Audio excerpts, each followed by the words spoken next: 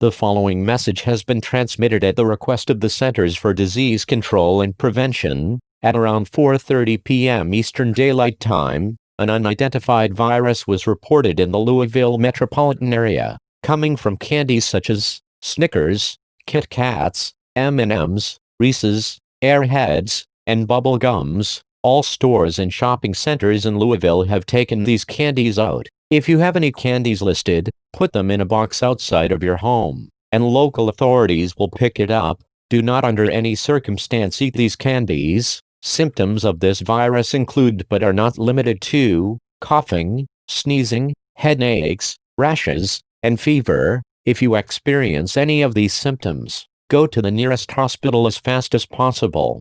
Stay tuned to media outlets for more information.